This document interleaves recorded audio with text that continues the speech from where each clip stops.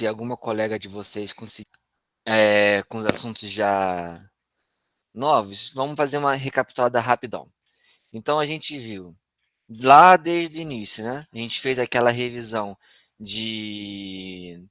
é, Opa, chegou alguém?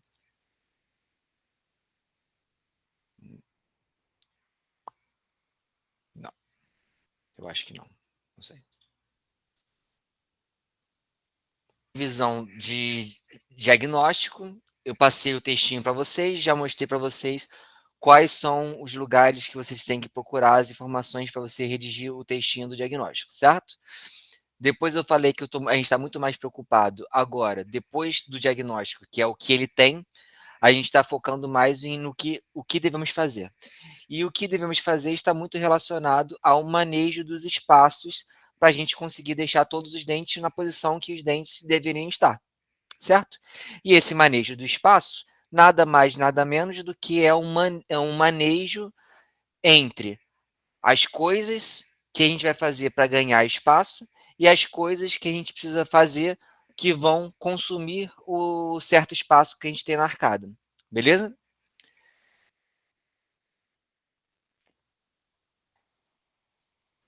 Isso, para saber dessas coisas que a gente precisa ou não, é, que nos dão, ou então que vão consumir o espaço que a gente está necessitando, né, para resolver determinado problema, a gente precisa primeiro saber quais são os dados que nos informam a necessidade de ter um espaço, de consumir um espaço, ou se gerar um outro espaço. Então, esses dados a gente são vistos, são pegos nas ferramentas que a gente deu ao longo do curso, que foram a discrepância de modelo, análise de Bolton, análise cefalométricas, etc. Tá? Tudo isso apoiado, permeando o bom senso e respeitando principalmente os limites os limites referentes aos tipos de movimentação que a gente faz, né? Então, a gente tem 5 tipos de movimentação, ou melhor, 5 condutas que a gente pode adotar para consumir espaço ou para gerar espaço. Revisando elas, são as vestibularizações dos incisivos, as expansões da bateria posterior, nós temos as distalizações e nós temos dois que alteram o tamanho e a morfologia dos dentes. Um você altera desgastando, o outro você altera extraindo, certo? As de movimentação, vestibularização, expansão, distalização dos posteriores, eles são movimentos que têm um antagonista, né, que tem um outro movimento que consome o espaço, esses geram espaço. Os que consomem o espaço são, no caso das vestibularizações, o contrário é as verticalizações. No caso das expansões, o contrário são as constricções. E no contrário das distalizações da bateria posterior, o que consome o espaço é a mesialização da bateria posterior. Todos esses têm, então, uma possibilidade de gerar um sinal positivo para quando eu ganho espaço, ou um sinal negativo para quando eu necessito de espaço para corrigir essa. Para fazer ou corrigir essa movimentação. Belezinha? Tirar dente, a exodontia, e desgastar dente é quase a mesma coisa. O que muda é o quê? É a quantidade e a localização desse desgaste, né? Então, os dois são sinal positivo, porque estão gerando espaço para a gente na arcada. Beleza? A gente explicou o que é uma discrepância cefalométrica, quais são as diferenças entre fazer um tipo de movimentação angular e um tipo de movimentação de corpo. Mostrei para você os cálculozinhos, como é que faz, o diagrama, e tudo isso relaxa, que eu sei que é muita coisa. Vamos sedimentar depois nos exercícios, vamos fazer uns exercícios para deixar isso mais palatável para vocês, tá? Mas o importante é que vocês já pegaram o jeitão mais ou menos da coisa, ou pelo menos a ideia do que a gente quer fazer, certo? Certo, Marina? Mariana e Duda. Limitações têm a ver com aspectos, tanto aspectos funcionais, quanto aspectos cefalométricos, quanto aspectos de estéticos. Explicamos um pouquinho sobre esse negócio das fibras, né? Que as diferenças, né, entre um paciente dólico e um paciente braque. O fenômeno de Christensen também a gente passou, certo? São tudo coisas que alteram a nossa estabilidade do caso e também a saúde do periodontal do caso também. Sobre verticalizações, falei também sobre as diferenças entre o movimento de corpo ou angulado, né? É, expliquei fisicamente o que é um momento, né? Sobre essa tendência de toda movimentação ortodôntica, independente do dente, independente da força, toda movimentação ortodôntica tem um potencial de ser mais angular do que de corpo. Por quê? Pelo simples motivo que a gente não consegue passar a nossa força em cima do centro de resistência da raiz, por exemplo. A gente não consegue colocar um botão na fulcra da raiz e começar a puxar. Então a gente tem que fazer alguns tipos de manejo, né? Opa, eu acho que a Duda caiu. De manejo para alterar a qualidade da movimentação. Indo de uma angulação. Voltou, Duda? E tem ele saindo ali. Não, relaxa. Que toda movimentação ortodôntica é potencialmente de angulação. É muito mais fácil você fazer uma angulação do que você fazer um movimento de corpo. Porque no movimento de corpo, você tem que fazer alguns tipos de abordagem, colocar alguns acessórios, fazer algum tipo de coisa para a gente eliminar o vetor, o evento do momento, resultando no movimento mais de corpo. Beleza? Beleza. E também dos limites, né, de cada distalização, né, por causa da fóvea embaixo e por causa do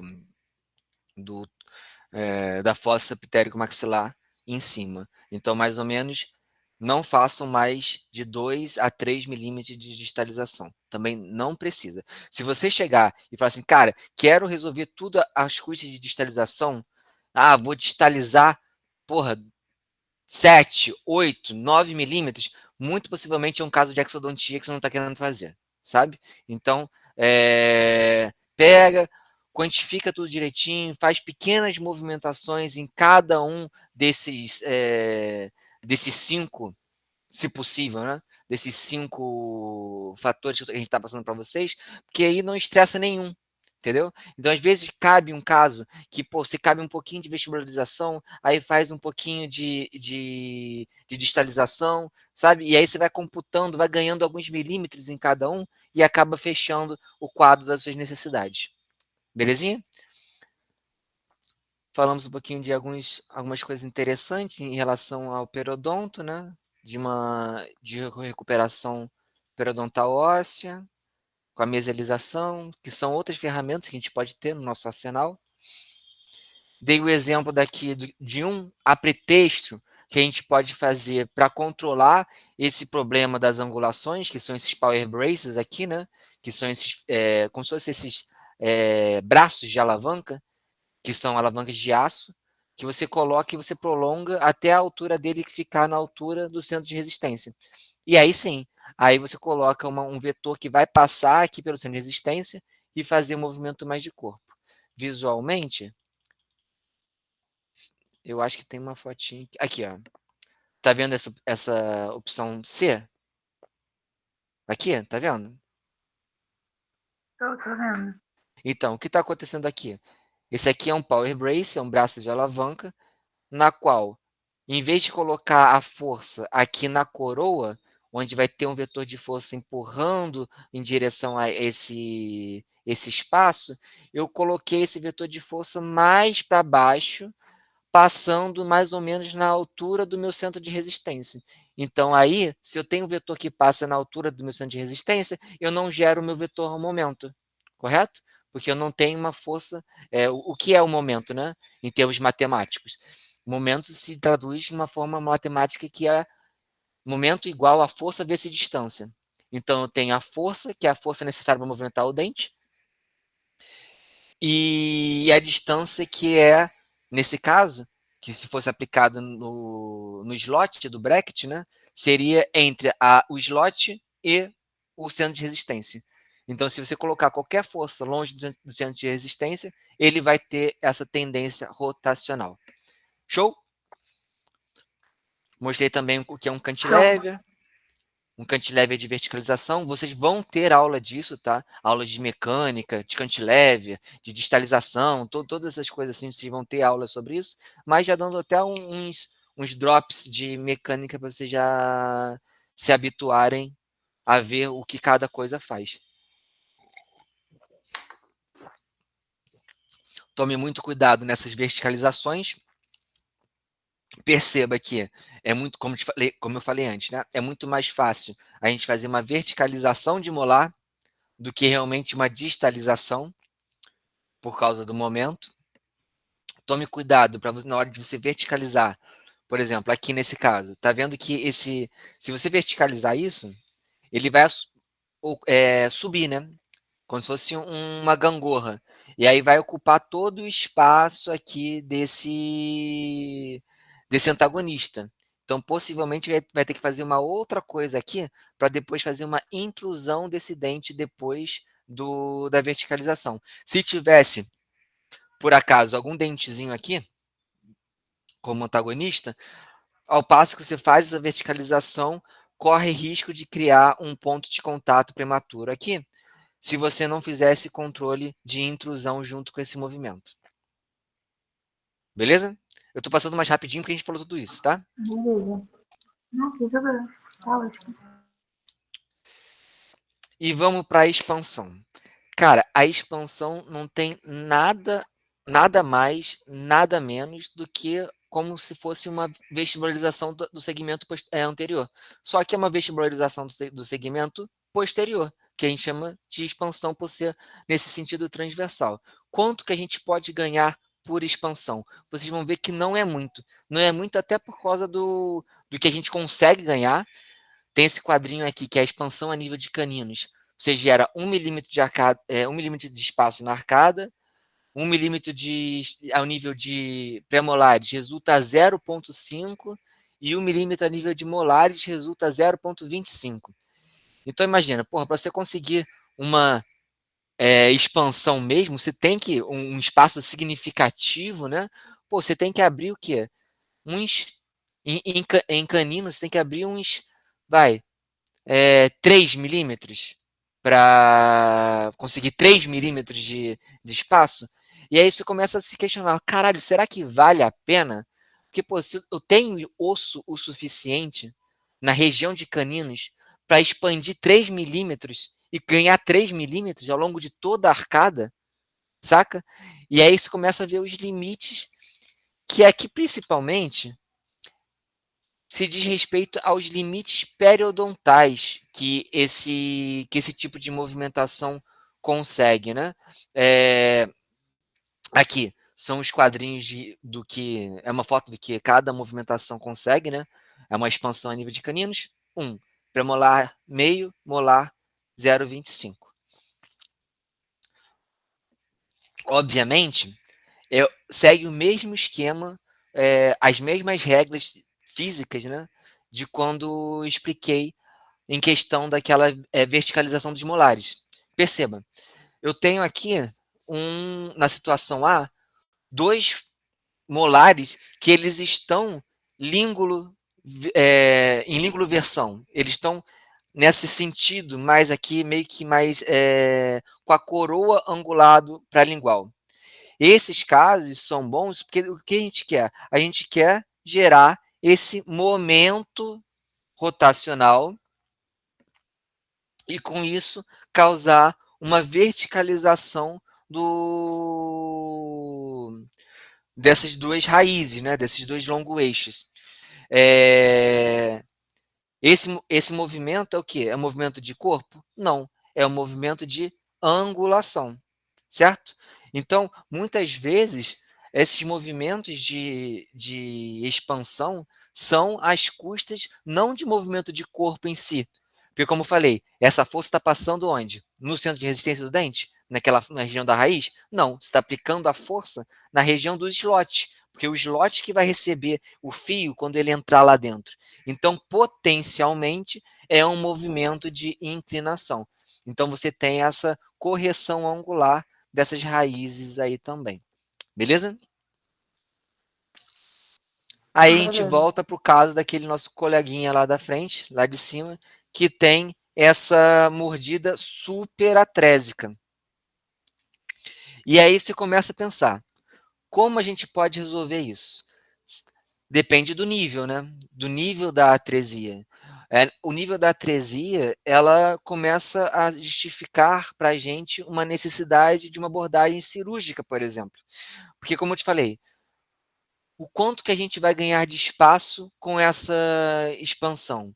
E outra coisa, o quanto que vale a pena da gente sacrificar esse osso, né, esse suporte ósseo, às custas dessa vestibularização transversal que é a expansão. Se você for ver, né, o periodonto tem sinais de quem está pedindo socorro. Olha aí na região dos molares, como você já consegue ver algumas regiões onde a gengiva até meio que subiu, ó, de perda óssea nessas regiões. Agora imagina só, você já está vendo isso, já está vendo que tem essa, clinicamente, essa perda óssea aqui. Cara, você vai expandir mais ainda para ter mais problema aí nessa tábua óssea vestibular? Aí você tem que começar a ter aquela questão do bom senso, entendeu? Esse, esse queridão Mas, aqui, por exemplo, pode falar.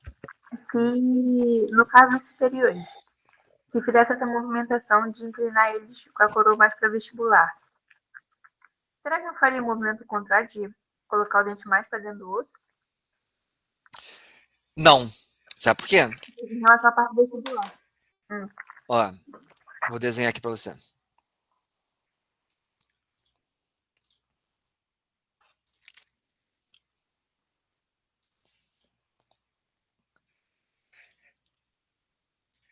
Ah, aqui.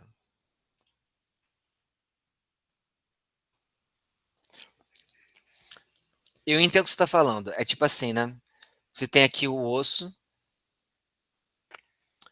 e você tem aqui o dente, certo? Aham. E aqui você tem o osso aqui. Beleza, tá? O que acontece é o seguinte, ô Duda. Aqui você tem a coroa, certo? Você está passando o vetor de força aqui, Aham. beleza? Aqui é vestibular, aqui é lingual, tá bom? Uhum. Então você está passando a força aqui. O que vai acontecer? A fulcra, o centro de resistência, por exemplo, de um premolar, não fica aqui no ápice do dente, muito menos aqui na coroa do dente. Ele fica no meio da raiz, beleza? Aham. Beleza. Então, se eu tenho aqui o meu centro de resistência no meio da raiz e um vetor de força que passa longe, o que eu tenho aqui é um braço, é uma distância. Distância D. Então eu tenho momento é igual a força, que é a força aplicada por esse vetorzinho aqui, que no caso de uma expansão é o fio que está mais aberto, fazendo esse movimento de abrir, vezes a distância. Show? Show. Então essa parte daqui, ela vai para vestibular. sem problema nenhum. Aí vai desgastar esse ossinho aqui, como bem você falou. Beleza? E aí vai desgastando, dependendo Beleza. da quantidade de vestibularização que você está colocando. Essa parte vestibular aqui é o que sofre. Mas sim, essa parte daqui desse terço radicular aqui, ela pode vir mais para cá. E essa parte aqui não sofre tanto. Show? Mas essa parte Entendi. daqui sofre bastante. Porque isso daqui, que eu estou pintando de amarelo daqui, ó, daqui para cá, essa parte, vai para lá. Aham.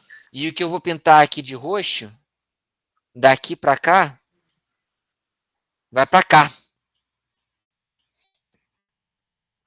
Ah, Sacou? eu entendi. É que assim, na minha cabeça, assim, o osso ficaria ali do jeito que ele tá e você só colocaria o dente mais pra dentro. Mas entendi. O dente vai vestibularizando e o osso Porque é vai como se fosse uma diminuindo. gangorra. Aham, entendi. E sabe qual é o problema disso, Duda? Que 70% das nossas fibras que ligam, que dão suporte ao dente, ao osso, você lembra daquelas fibras de Sharp e todas essas coisas assim? Da Aham. periodontia?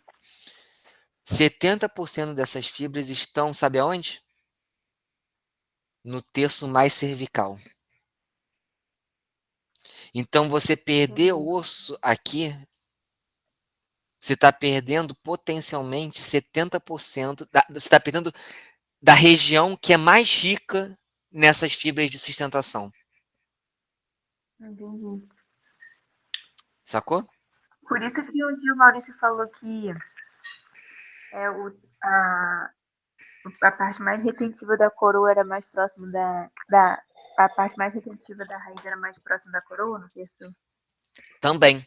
Isso tem tanto a ver no Uhum. aspecto de densidade das fibras, quanto no próprio Aham. aspecto da geometria radicular mesmo.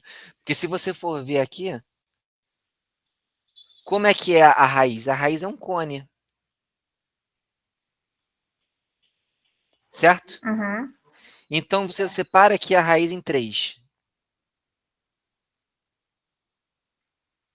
beleza? Onde tem mais área? Ó, são três partes iguais, tá? Aham. Ó, X, X, X. Mas isso aqui não está abrindo, certo? Tá abrindo. Logo, essa Aham. parte daqui, ela tem muito mais contato com o osso do que as outras partes. Então, até em questão de anatomia radicular mesmo, você tem maior quantidade de fibras. Entendi. Beleza? Beleza. Muito obrigada. Nada.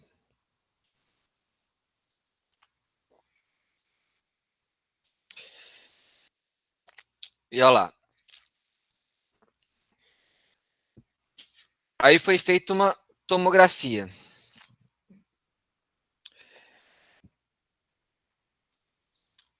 Olha a quantidade de osso que eu tenho. Não sei se vocês conseguem ver, mas aqui tá. No canino tem nada. No, no premolar, por vestibular, 0,32 e por lingual 0,46. No segundo pré, por lingual não tem nada, tem até uma deiscência óssea aqui. Por vestibular tem 1,4 milímetros. No, é, por vestibular não tem nada, por lingual tem 1,4 de uma região, 0,58 em outra região aqui do molar. Então percebe, cara, que a gente não tem muito espaço de fato, sabe? A gente não tem muito espaço para a gente conseguir.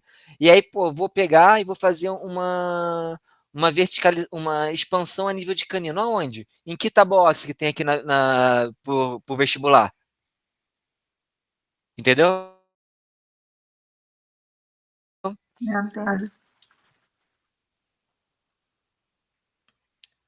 Show? Então tome muito cuidado com isso. Então, assim, quando a gente for fazer o quadro de encher, né, todos os itens, né? E a gente vai colocar a expansão como sendo uma carta na manga. Ou seja, preenchi o quadro, ok? Preenchi o quadro e tem lá um tópico no quadro que é expansão. Eu pulo essa parte. Primeiro eu preencho todo o quadro e pulo essa parte. Se porventura eu precisar de um, 1,5 mm, uma coisa muito sutil nesse sentido, para fechar o quadro, a minha carta na manga de uma expansão. Show?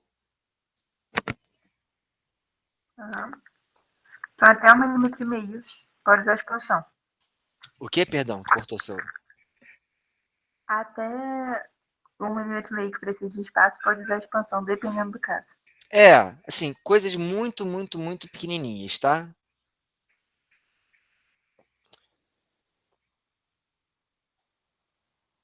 Belezinha, ô, Mariana?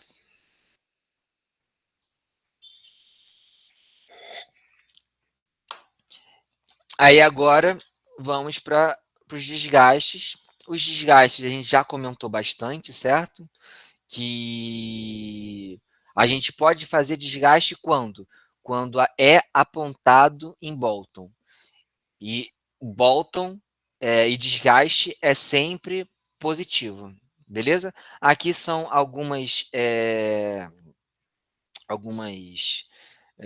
alguns instrumentos, né, que a gente pode fazer para ter desgaste.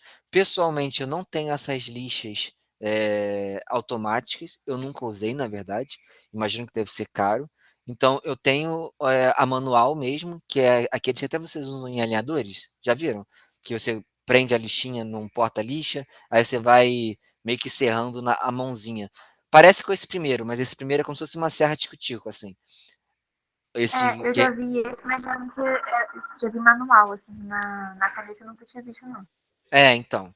Aí eu também uso o manual ou eu uso essas brocas mais fininhas aqui. Se você sentir se você sentir medo de criar um degrau por causa de passar as brocas, para não criar um degrau ali na cervical, vocês podem fazer antes de passar a broca, né? Antes de passar o para fazer o desgaste, a broquinha do desgaste, você pode separar os dentinhos e aí fica mais fácil você visualizar a anatomia do dente e fazer como se fosse uma penteada e ir desgastando o dente, entendeu?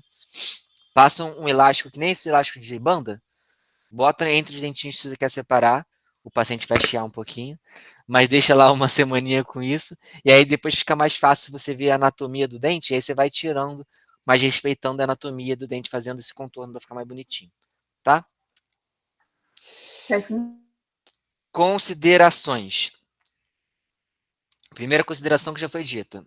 Quando posso fazer desgaste? Quando apontar em Bolton. O quanto que eu posso fazer? O quanto que eu posso desgastar? E aonde que eu posso desgastar? O quanto apontar em Bolton e aonde que foi esse desgaste? Onde Bolton apontou o culpado? Se é no Bolton de 6, se é no Bolton de 12, aí você define aonde você vai focalizar mais esses desgastes, beleza?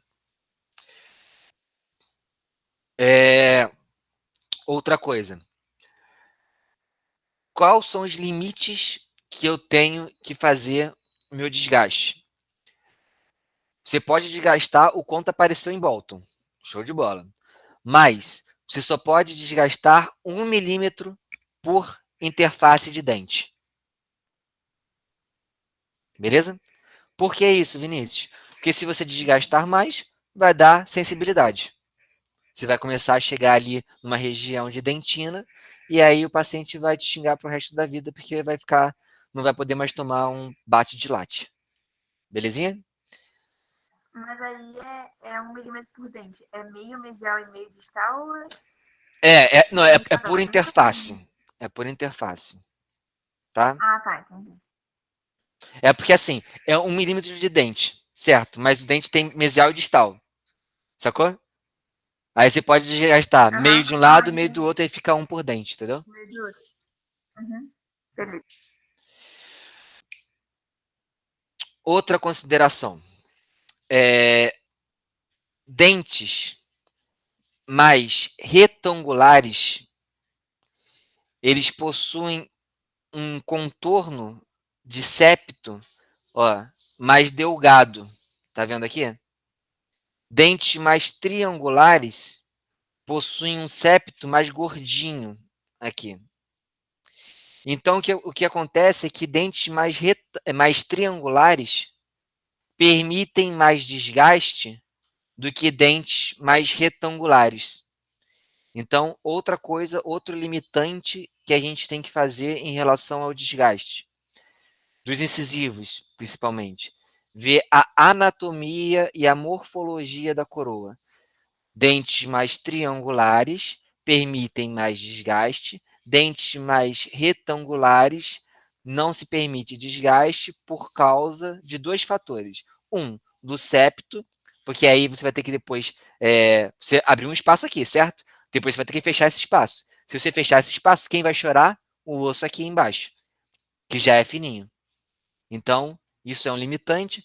O outro limitante também é que se o dente já é retangular, e se você fizer um desgaste aqui, você vai criar o quê? Um degrau, correto? Você vai fazer um degrau aqui a nível cervical que pode juntar mais placa e fazer todo aquele problema quando, por exemplo, tem uma prótese mal adaptada. Show? Beleza. Tô indo muito rápido? Um Um tiquinho, pouquinho né? não. Mariana, tá? Vai um pulo do gato, que eu não sei se te falaram, beleza? Se eu tenho um paciente que perceba aqui o engrenamento posterior desse paciente aqui que está na foto, beleza? Esse é um engrenamento Uhum. posterior certinho em classe 1, correto? Ó, Correto.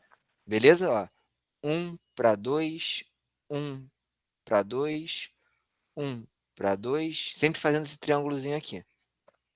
Show? Uhum.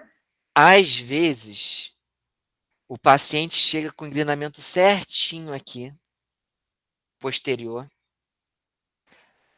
sem overjet, mas com apinhamento. Um apinhamento inferior, por exemplo. Nesses casos, onde o canino está certinho, tudo aqui dos lados estão certinhos e não tem a presença de overjet, é batata. Pode conferir que muito possivelmente esse cara tem um bolton inferior, tem um excesso de volume dentário. Por que isso, Vinícius? Porque concorda comigo, se o paciente não tem um problema esquelético para gerar um overjet e tem um inclinamento posterior tudo certinho, o que aconteceu para esses dentes aqui da frente apinharem? Só pode ser uma alteração no volume dentário, correto? Ó, a casa está toda arrumada. Molar, segundo pré, primeiro pré, canino, tudo arrumado. Aqui na frente que desanda, uma parte. Por quê? Por que será? Porque talvez tenha muito dente em alguma parte dessa onde eu não consiga acomodar. Beleza? E aí, Beleza. às vezes, no quadro, né? Você tem o quê? O Bolton compensando o desnível apresentado na discrepância de modelo, pelo apinhamento. E aí aparece lá, discrepância de modelo. menos 2,5. Beleza. Ele tem menos 2,5 de apinhamento. Aí você vai fazer o Bolton. Bolton de 6, 2,5 de excesso. Opa, beleza. Uma coisa já compensou a outra. Então, o que eu preciso fazer aí? Preciso fazer um desgaste de quanto? De 2,5, aonde? Na região anterior. Por quê? Porque foi o que foi apontado no Bolton de 6. Feito esse desgaste, aí você monta o aparelho. Porque aí vai ter espaço para o fio levar o dente à posição onde você desgastou. E aí você usa o próprio apinhamento residual que estava nesses dentes como força motora para ir alinhando, e aí esses espaços que foram criados vão se dissipando à medida que também o apinhamento vai se dissipando. Sacaram? Entendi.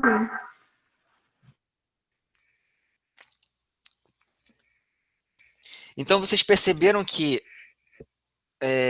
o quadro de Steiner, eles são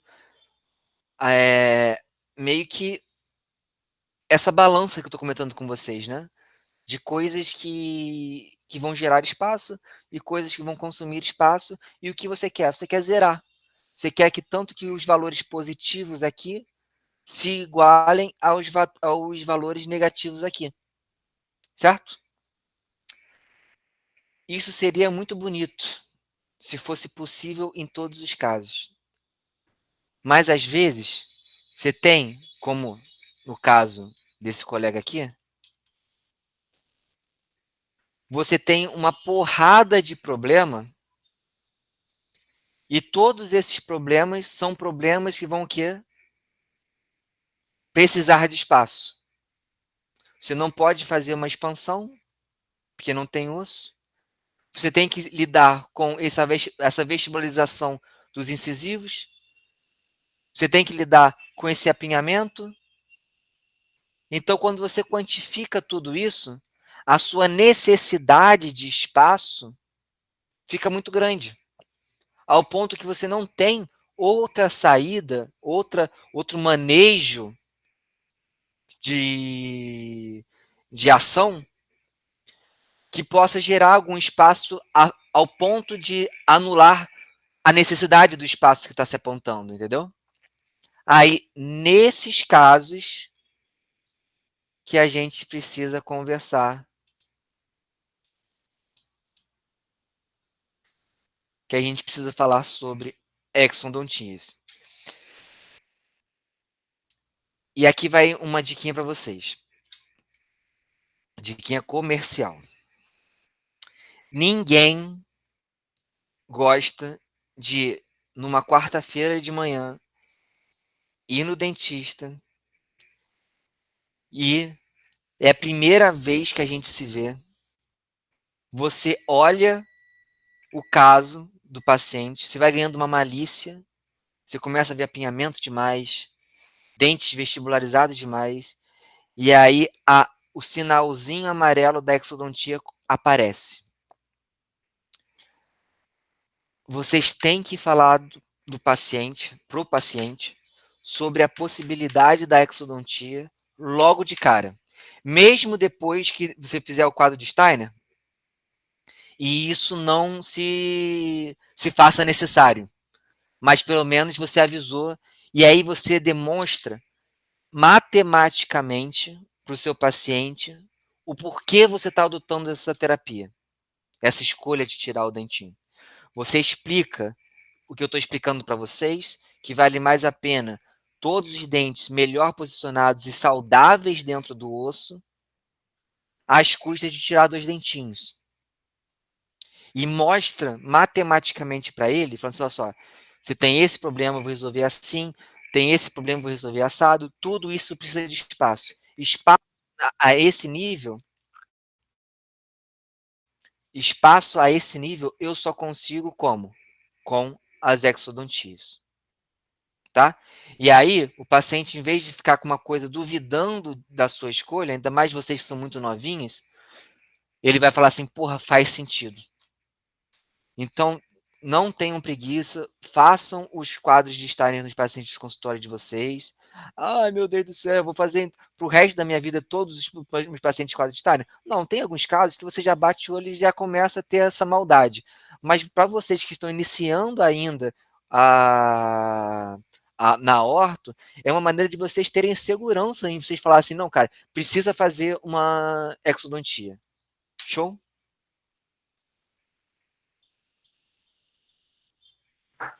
Beleza. Então, nós recorremos às exodontias quando todos os outros métodos mais conservadores, quais são eles, Vinícius? Uma vestibularização, uma expansão, uma distalização, um desgaste de Bolton, não conseguem resolver a minha discrepância negativa de modelo. Talvez nem o apinhamento ou uma vestibularização, correto? Então, assim, não existem valores fixos que indiquem a necessidade ou não de exodontias. Se você falar para mim, porra, Vinícius, meu quadro de Steiner aqui deu 7 milímetros, 8 milímetros de, de valor negativo aqui. Isso já indica para mim uma exodontia? Não necessariamente. Às vezes, a gente pode não adotar resolver todos os problemas, por exemplo.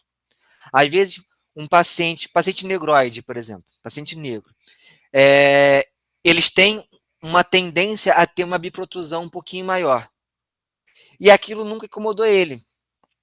Então você não vai resolver, por exemplo, você pode chegar para o paciente e falar assim, você tem esse problema da sua biprotrusão que gera esse biquinho mais acentuado em você, isso te incomoda?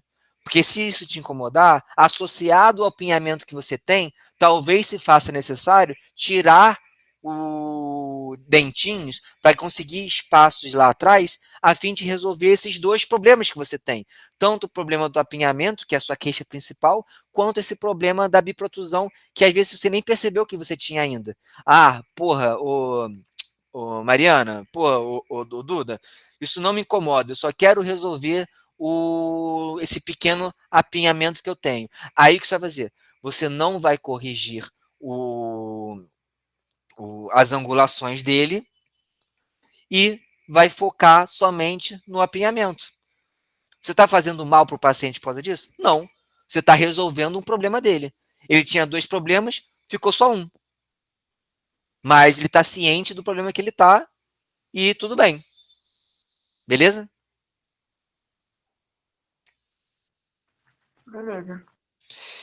Então, nisso, para a gente conseguir apontar para um paciente e falar da necessidade ou não de uma exodontia, é importante a gente ter a noção não somente de uma discrepância de modelo, que é o apinhamento, e sim de um conceito que se chama de discrepância total.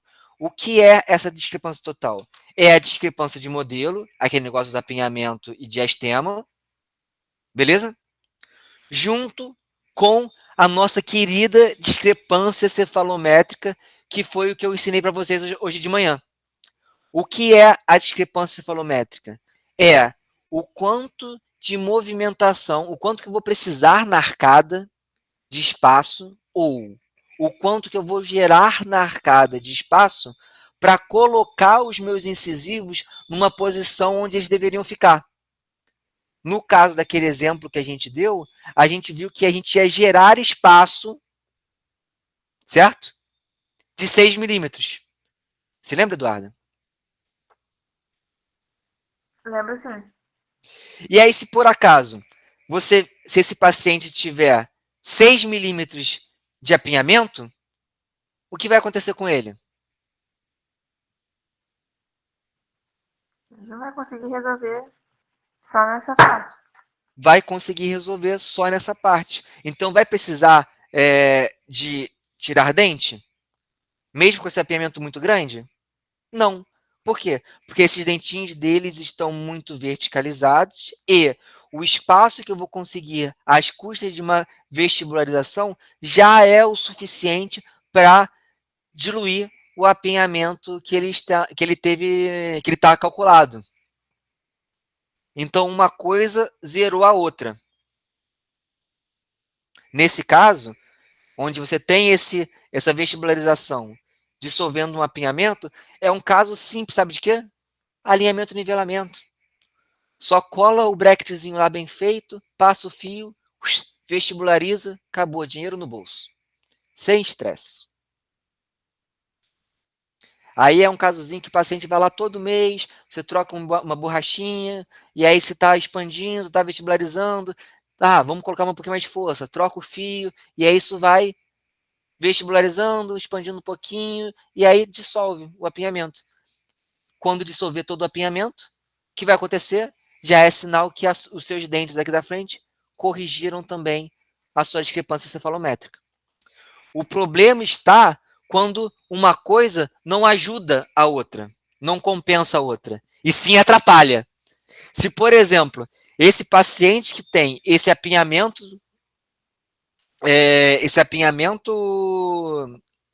nos dentes, né?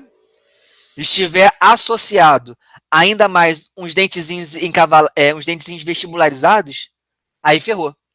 Porque aí eu vou precisar de espaço tanto para dissolver esse apinhamento quanto para puxar os dentezinhos para trás. Aí, nesses casos, você começa a desconfiar mais das exodontias. Beleza? Beleza. De novo, não está sendo muito rápido não, né? Vocês estão conseguindo pegar os conceitos das coisas. Não, pra mim não tá, não. Tá. E aí isso aqui é a discrepância cefalométrica que eu ensinei para vocês, por exemplo. Olha lá.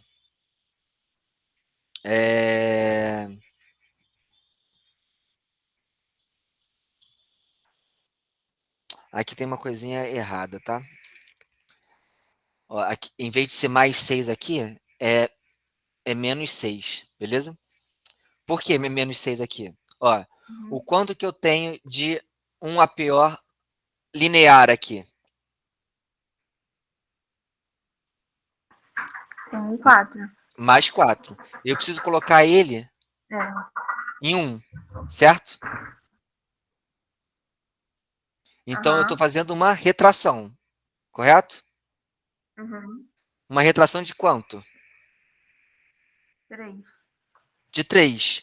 Retração é positivo ou negativo? Eu estou consumindo ou estou gerando espaço?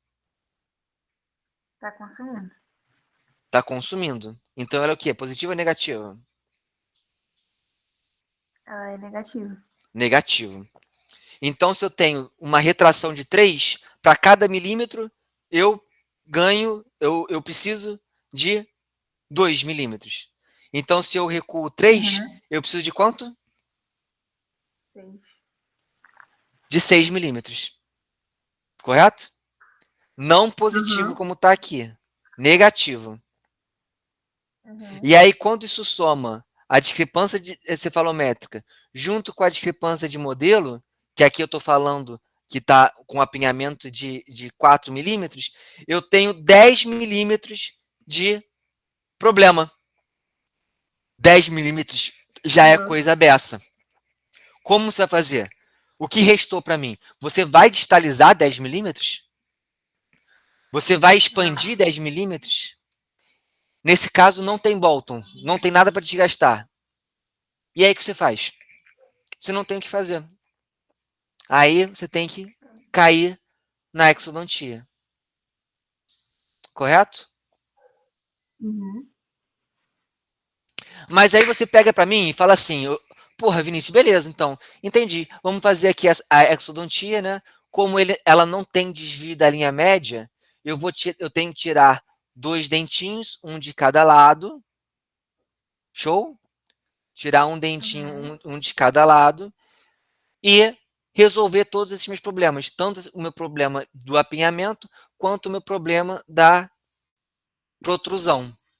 Mas esse dentezinho daqui é 7 milímetros. Esse dentezinho daqui também é 7 milímetros. Pô, é 14. Caraca, vai faltar, vai sobrar, na verdade, o quê? 2 milímetros de cada lado. Certo? Certo. E o que você faz com esses 2 milímetros? Você fecha. Vai Mas ter que, pode falar. vai ter que mesializar os posteriores? Exatamente. Ou seja, é um tratamento que você quer tanto que os dentes anteriores vão para frente, desculpa, os anteriores vão para trás, quanto que os posteriores vão um pouquinho para frente. O que é muito Uhum. bom. Sabe por quê? Porque imagina um cabo de guerra, Uhum. correto?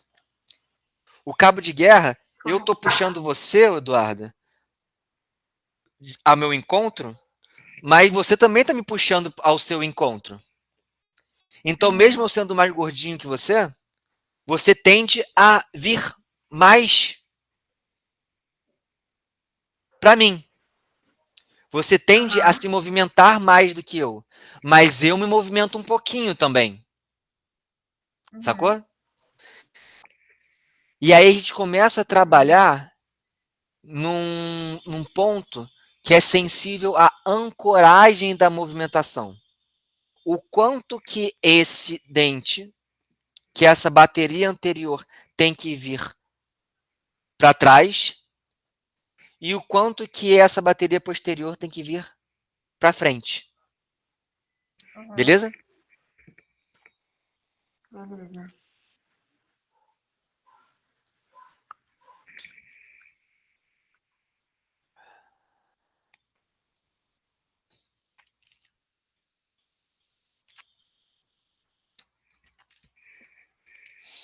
Então, assim, vocês vão ser bons ortodontistas quando vocês começarem a perceber que toda ação aplicada num ponto de apoio tem uma força de reação no sentido contrário. E aí vocês têm que quantificar o quanto de espaço que eu vou consumir às custas dessas movimentações. Porque o espaço é só um. Tirei esse pré. Aqui para trás está alguma coisa. Aqui para frente está a minha bateria anterior. O quanto de espaço que eu ganhei pela extração do pré vai ser às custas de uma movimentação anterior e o quanto vai ser às custas de uma movimentação posterior. Correto? Correto. E aí tem o conceito de movimentação e ancoragem. É, existem alguns tipos de aparelhos que a gente pode colocar a fim de melhorar a nossa ancoragem. Então, por exemplo, esse caso que a gente viu lá, de 10 milímetros. Então, de um universo de 7 milímetros, que é o tamanho do pré, eu tenho que andar 5 milímetros com a galera da frente e 2 milímetros com a galera de trás. Correto? Beleza, gente? Correto. Então, assim, eu tenho que tomar um cuidado aí para não deixar a galera de trás ir mais do que ela deve. Por quê? Porque se a galera de trás for mais do que ela deve, eu estou ocupando o espaço que seria da galera da frente. E aí toda a amplitude que eu preciso fazer aqui para melhorar esse ângulo, vai chegar um momento que eu não vou conseguir ir tudo. Por quê? Porque a galera de trás já ocupou esse espaço. Beleza? Aham, entendi. E aí você tem que ver, aí tem uns aparelhinhos, né, que são uns aparelhos para melhorar a ancoragem, que em especial eu gosto muito desses aqui, que é o botão de Nancy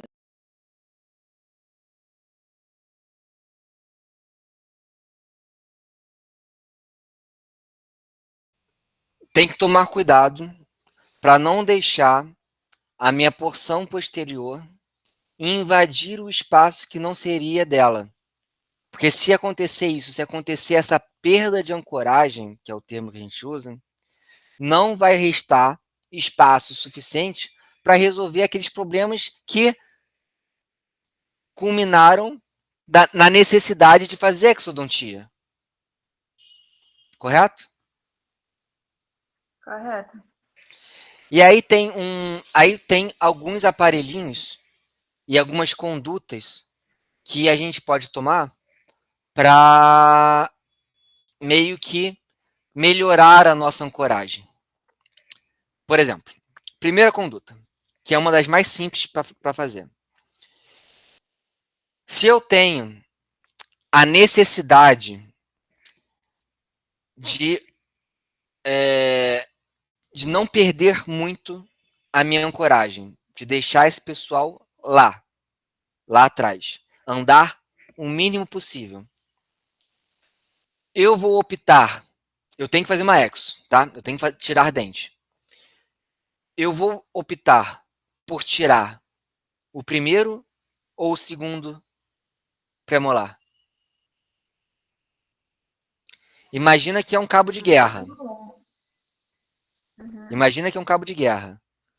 Eu estou puxando. Um está puxando o outro. Beleza? Uhum.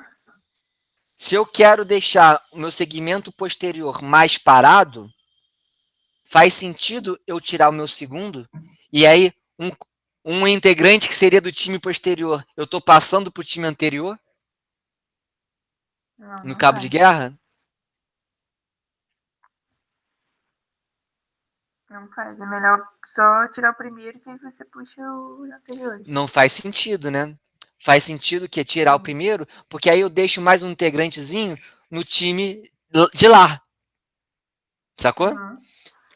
Então, perceba, até o dente que eu quero extrair tem a ver com o tipo de ancoragem que eu quero proporcionar. Se eu quero que esses dentes vão para frente, eu quero uma ancoragem mais livre, aí você pode tirar o segundo, por exemplo. Porque aí eu quero deixar esse meu primeiro e segundo molar irem para frente. E aí eu estou competindo o volume dentário de 2 molares contra o volume dentário de um pré, um canino e um lateral e um central. Sacou? Entendi.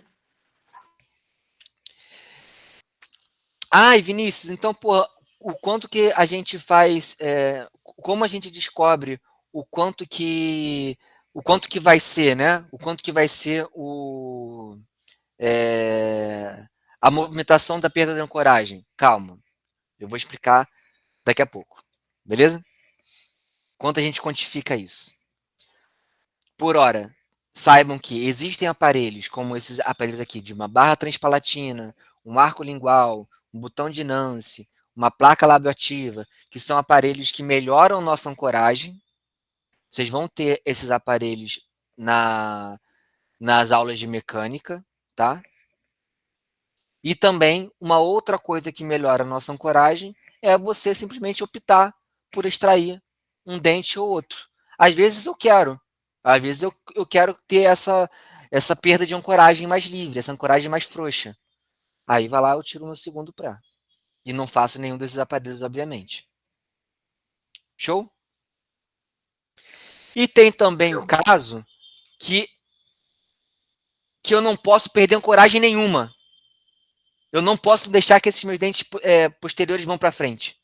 Então eu vou colocar alguma força apoiada nesses dentes posteriores para ter a possibilidade deles virem para frente?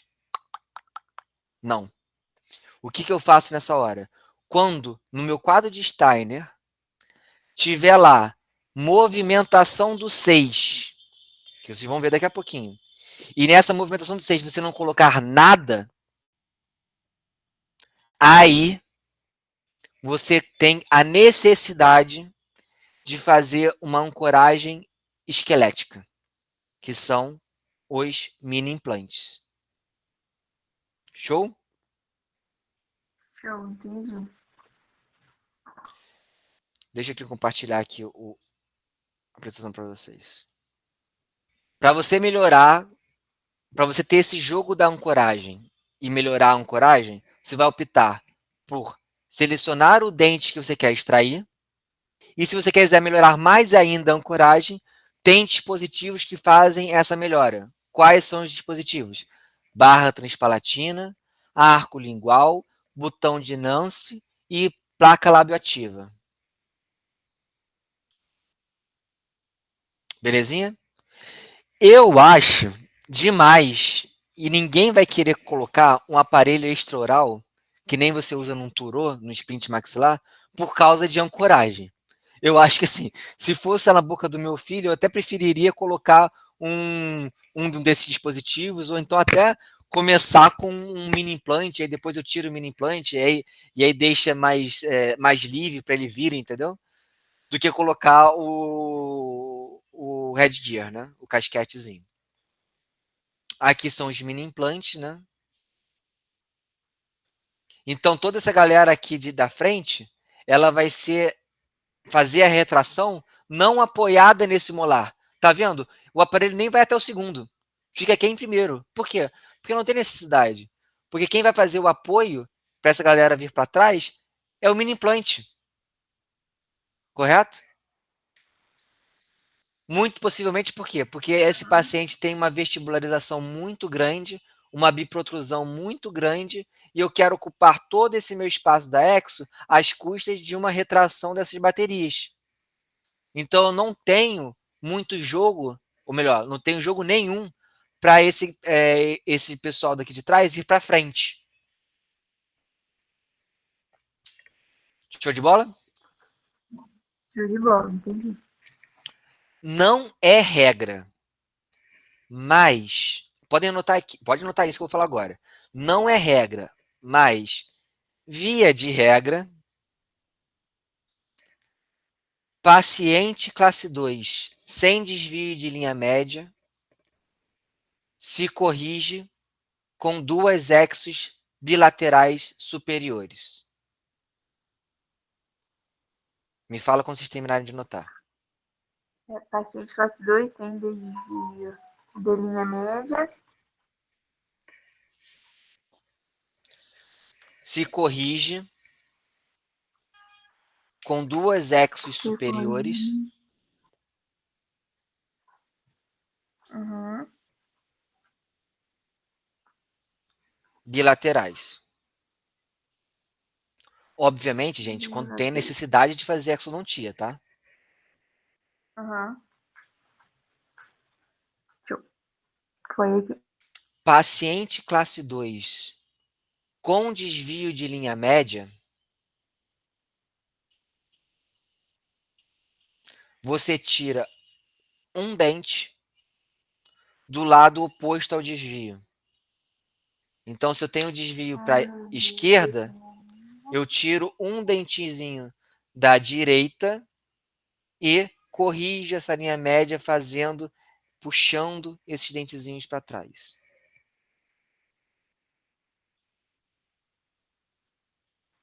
Tá, anotei aqui. Pacientes classe 3, sem desvio de linha média e com necessidade de fazer exodontia, mostrado no quadro de Steiner,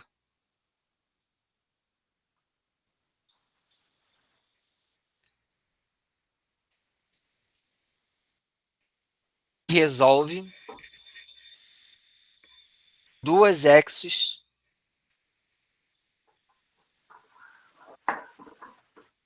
inferiores, uma de cada lado. Pacientes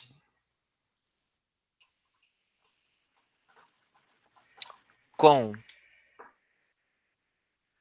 biprotrusão, seja, biprotrusão acentuada, ou seja, tanto a minha bateria anterior superior quanto a minha bateria anterior posterior se resolvem com 4 exos, uma em cada quadrante. Uhum.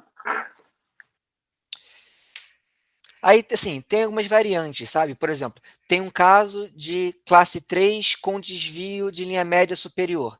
Aí você vai fazer 3 exos. Por quê, Vinícius? Uma vai ser por causa do desvio, para corrigir o desvio superior. A outra, as duas outras vão ser para corrigir a classe 3. Então você tira um dentezinho aqui superior, corrige o desvio, tira dois dentezinhos inferiores, traz esse pessoal para trás, depois vai gerar um overjet aqui, pega esse pessoal daqui e traz para trás. Conseguiram visualizar a coisa? Consegui. Conseguiu, Mari? Tem algumas umas classificações da ancoragem, né? A gente pode falar que nós temos uma ancoragem tipo A, quando você tira, por exemplo, você tem esse espaço de um pré, tá? Um espaço X, tá? E 75% desse espaço vai ser consumido pela bateria anterior e 25% da bateria posterior. Ok? Eu não sei se eu entendi. Entendi. Espaço Não, do. pode repetir. Repito. Você tirou o pré, certo, Duda? Aham. Então tem um pré ali. Vamos botar. Eu sei que não existe pré desse tamanho, tá? Mas vamos colocar aqui um pré de 10 milímetros, ok? Aham. E aí, se eu precisar que nesses 10 milímetros, 7 milímetros e meio sejam preenchidos pela movimentação do anterior e apenas 25%, 2 milímetros e meio, seja do meu posterior, eu falo que eu Uhum. tenho a necessidade de aplicar uma ancoragem tipo A. Ou seja, Entendi. 75% desse espaço que eu gerei pela minha exo vai ser consumida pela minha movimentação anterior. E os outros 25%, o resto, vai ser por perda de ancoragem, vai ser a minha ancoragem posterior mesializando. Aham. Beleza? Pegou? Entendi. Peguei. O meu tipo B é quando é o 50-50. Então eu preciso de 50% anterior, 50% posterior.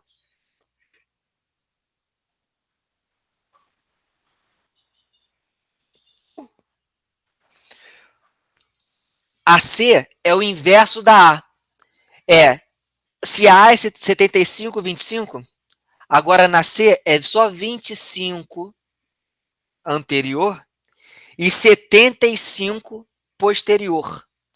Nesse caso, onde você tem uma grande mesialização do 6, do meu molar, seria interessante talvez você fazer quiexo. Do primeiro ou do segundo pré? Marina. Mariana.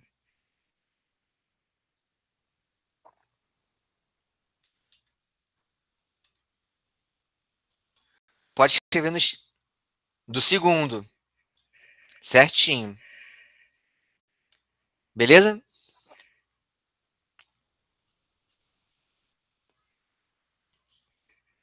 E por último, a gente tem a nossa ancoragem absoluta, que é um dos dois, tanto superior, tanto posterior quanto anterior, tá?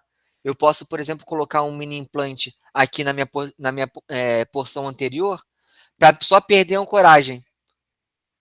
Tudo aqui na frente está certinho, mas ele perdeu um dente, não quer colocar implante. Então o que ele faz? Eu quero deixar tudo certinho aqui parado, sem aplicar força nenhuma neles. Eu vou colocar um mini implante mais para o anterior e vou começar a puxar o pessoal lá de trás, tudo para frente, apoiado nos dentes? Não, apoiado no meu mini implante, no meu esquelético. Entendi. Belezinha? Aham.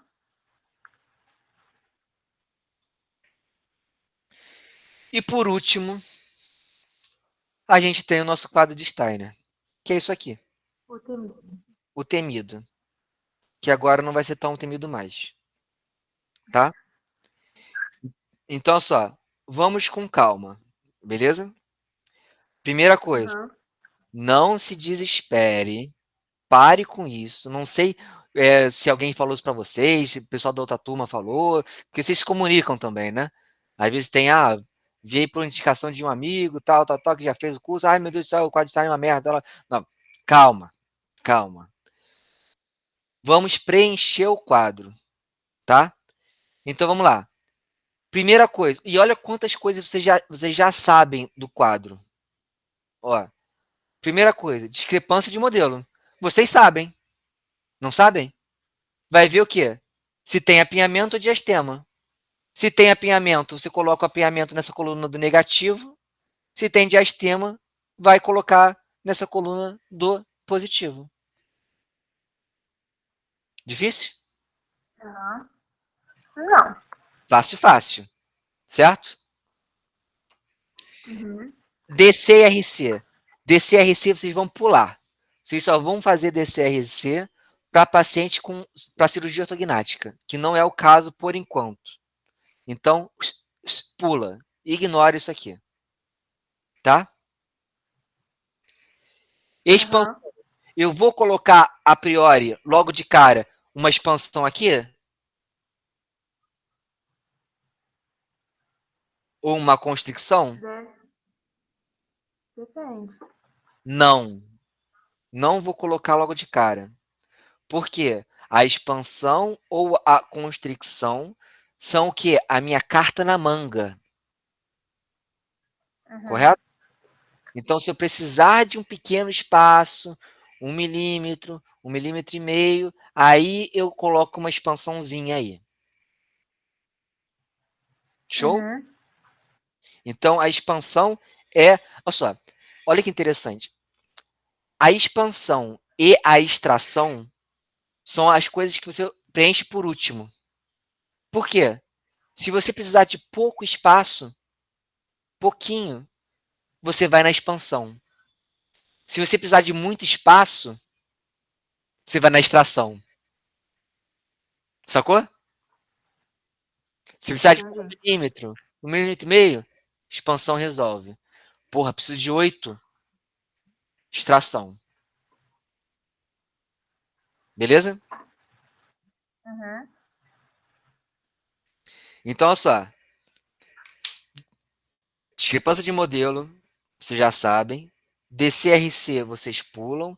Expansão e extração coloca para o final. Tá bom? Tá. Movimentação do 1 é a discrepância cefalométrica. É aquele cálculo que vocês fazem para ver se vai gerar ou consumir espaço, que vocês já aprenderam hoje, certo? Uhum. Movimentação do 6 é quando você tem o quê? Quando sobra espaço e você quer mesializar os posteriores, certo? Aham. Quando você quer mesializar os posteriores, ou seja, você quer mesializar o 6, você está ganhando ou está perdendo espaço? É positivo ou negativo? Tá perdendo espaço. Está perdendo espaço. Então ele é Negativo. negativo. Mas existe movimentação do 6 positivo? Sim, se for descalisar. Exatamente. Show de bola, porra. Tá bom? Então, assim, são aqueles negocinhos, são os pequenos ganhos que a gente pode ter. 1,5 milímetros de expansão, 1,5 milímetros de distalização, e aí você vai ganhando alguns milímetros se for possível. Beleza? Uhum.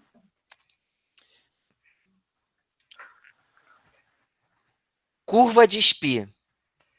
Vou ensinar agora para vocês, é a última informação da aula praticamente. Como se calcula a curva de Spee. Vocês se lembram que é uma curva de Spee, certo?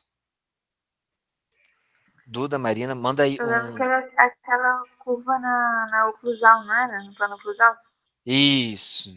Marina já mandou um ok. Certo, Mar? Manda de novo aí para ver se é isso. Mandou outra aí. Então, beleza. Então, olha só, você tem essa curva de Spee, Beleza? Vamos fazer o seguinte, ó.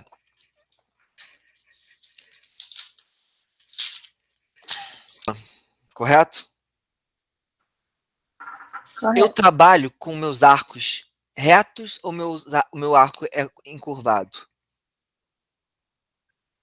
Ele é reto? Os meus arcos são retos. Então concorda que eu tenho que pegar todos esses pontos que estão nessa curva e colocar todos no mesmo plano, deixar eles Uhum. retinhos, correto? Uhum. Correto, Mariana? Manda correto. Só que vocês conseguem entender que uma curva sempre vai ter, ó, a minha distância está aqui, ó, entre meus dois dedos, certo? Entre minhas duas mãos. Se eu Uhum. planificar, olha como sobra aqui de um lado. Como tem tudo isso aqui de espaço que não vai ser contemplado no espaço que eu tenho. Uhum. Em outras palavras, para você planificar a curva de Spee, por ela ser uma curva que tem vários pontinhos aqui, e você deixar no mesmo plano sem expandir, você tem que o quê? Ter espaço. Uhum. Então, a curva de Spee, a planificação da curva de Spee, causada pela necessidade que a gente tem, que é uma necessidade mecânica de planificar os planos oclusais, dado que nossos fios são fios retos, eles são sempre positivo ou negativo. Então, Eu tenho a necessidade de espaço, então é negativo. então é negativo. Então, assim, vamos lá. Ai, ai. Discrepância de modelo. Pode ser positivo e negativo. Positivo quando eu tenho, Aumento de espaço. que é dias. Diastema. Negativo quando eu tenho, Apinhamento. show. Expansão ou constricção. Expansão é positivo ou negativo? Expansão é positivo. Positivo. Se eu fizer uma constricção, é positivo ou negativo? Negativo. Negativo. Movimentação do 1. Uma vestibularização ou uma protrusão. É positivo ou negativo? Positivo. Positivo. Mas se eu não estou fazendo protrusão, estou fazendo o contrário, estou fazendo uma retrusão, ou se for de corpo, ou uma verticalização se for angular. Eu estou gerando ou estou perdendo espaço? Tá perdendo. Então ele é o que é? Negativo. Negativo. Curva de Spee. Eu estou colocando vários pontos que antes estavam acomodados numa curva, agora num espacinho mais estreito, que é para ficar como se fosse uma régua, uma reta. Eu preciso de espaço para Uhum. isso acontecer. É positivo ou negativo? Negativo. Negativo. Então o Spee sempre é negativo. Ok? E Bolton, desgaste interproximal, que é Bolton. Eu estou desgastando. Eu estou gerando espaço na arcada porque eu estou tirando volume dentário. Bolton Uhum. é sempre Positivo. positivo. E extração é sempre. Positivo também. Pronto, vocês sabem montar o quadro de Steiner. Show? Ai, Deus. Vamos lá. Show. Vou ensinar para você quantificar curva de Spee. Você vai pegar o modelinho, vai colocar o modelo numa superfície reta, e aí você vai ver que eles têm, dos dois lados, uma curvinha aqui. Tá vendo? Uhum. Você vai pegar uma reguinha e vai medir do vértice dessa curva, do ponto mais côncavo dessa curva, até a superfície dos dois lados, somar e dividir por 2.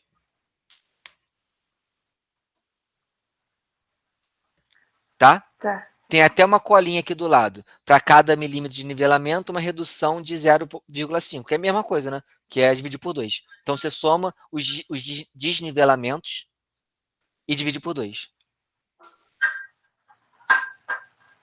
Beleza? Fácil, fácil. Como é que a gente coloca ali na tabela? No quadro? Coloca a quantidade. Então, por exemplo, se esse lado aqui deu 2, tá? E esse aqui deu 3 de desnível. Somando deu 5. Uhum. E para cada milímetro é 0,5. Então é 5 dividido por 2.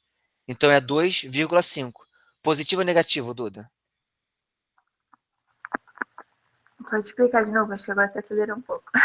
Tá, O explico meu de novo. raciocínio ficou mais Ó, devagar.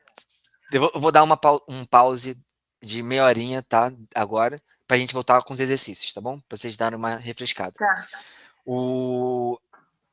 Aqui, ó. Imagina que tem um modelo aqui, certo? Uhum. Esse lado aqui direito, que você tá vendo, deu um desnível Uhum. de 2 milímetros, tá? Aí pega a régua, mede ali do Do fundo ali ponto da mais curva, de um lado e do outro. do lado do Ou outro. E mede de um lado soma, só. tá? Um lado Tá. deu 2, outro lado deu 3. Soma. Uhum. Esse é o desnível total da arcada. Beleza? Uhum.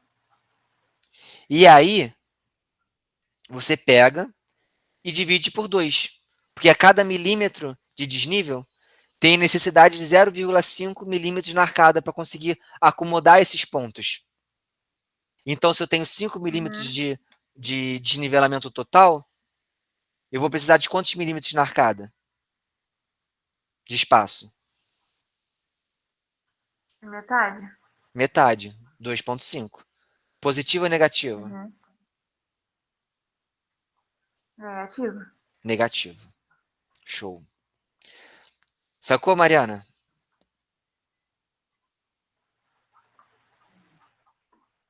Thumbs up. Belezinha?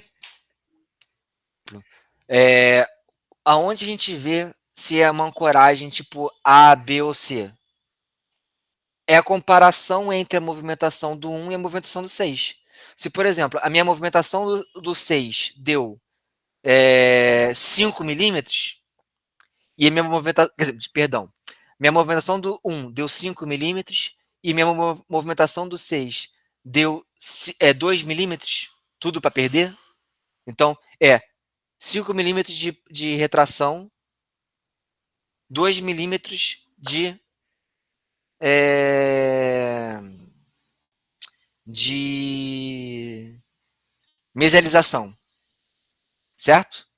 Então, os dois são negativos, beleza? 5 para 2 é mais ou menos o quê?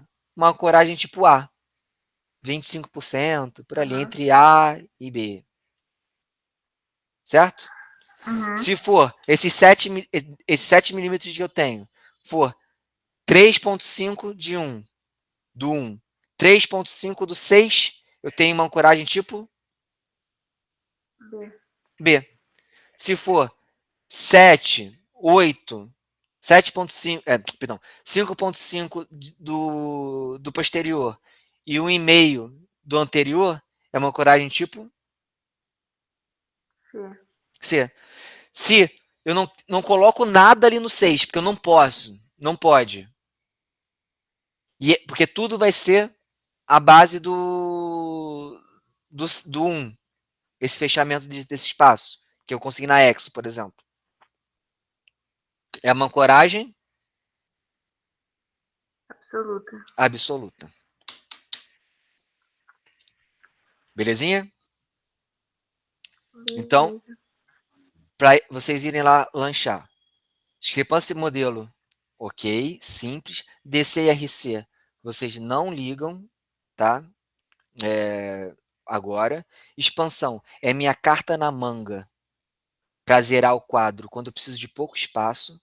Extração é minha carta na manga para fechar o quadro quando eu preciso de muito espaço. Movimentação do 1 é a minha discrepância cefalométrica, ou seja, é o quanto que eu vou gerar ou consumir espaço para colocar os meus incisivos na posição ideal.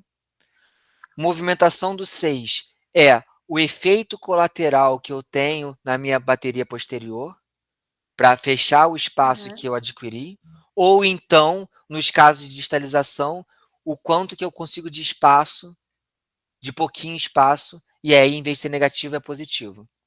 Curva de Spee, vocês já aprenderam agora como nivela, como quantifica o nivelamento dela. Desgaste é o que apareceu no Bolton, sempre positivo. Desgaste, sempre negativo. Spee. Não é tão difícil assim. Beleza?